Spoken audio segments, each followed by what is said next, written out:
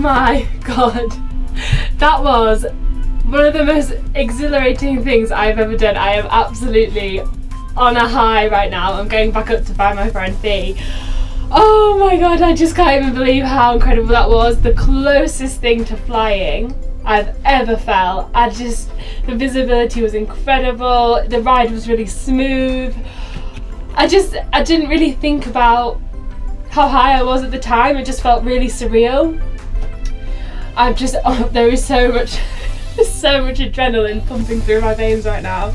I'm just on such a high because I was terrified before. You saw how fast we went down that hill. If anybody is thinking about doing paragliding, honestly, it is incredible. I'm so proud of myself for actually doing that, facing my fears. Oh my god, I'm on a high.